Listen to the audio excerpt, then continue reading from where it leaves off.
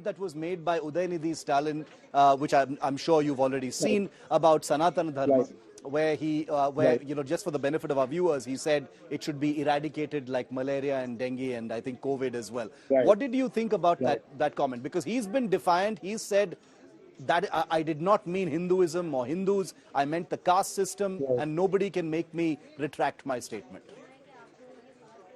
I think that untrained, unlettered scion of the DMK family, not the party, has bitten off more than he can chew.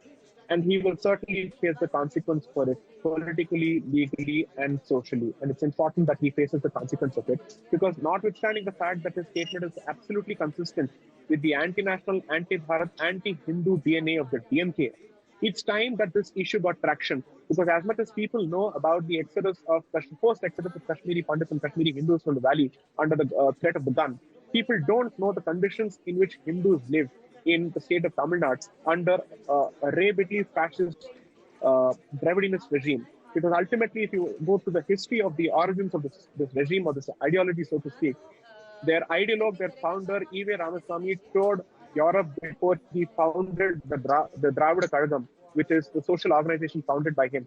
And he drew significantly from the fascists of Italy and from the Nazis of Germany. Or rather, at least the far-right ideologies that were prevalent at that particular point of time. Nazis were still not in existence around that period. So the point I'm trying to make is, DMK is revealing its true neo-Nazi fascist tendencies, because it has a tendency to attack the softest possible punching bag in the history of modern independent Bharatiya Republic, which is Hindus. Do you think the reaction to what he said should have been greater than what it has? Because one side of the... Without a doubt. What do you think should have happened? What do you think needs to happen?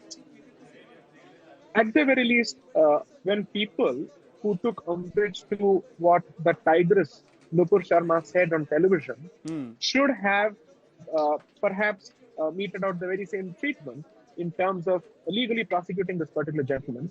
And most importantly, even if I don't have any kind of expectations from, let's say, free agents and independent individuals, I would certainly have an expectation from the judiciary, which was happy taking so much cognizance of quite a few statements when those statements affected other communities. Here's a statement that's been issued by a political functionary, a cabinet minister of a particular state, who's sworn an oath on the constitution, and he has issued a statement against 80% of the population of this country. Hopefully, we are still 80%. And I hope the Supreme Court takes so much cognizance of this system, of this particular instance as well, because that would reinforce or restore the confidence of people in the independence of the judiciary and its fair-mindedness.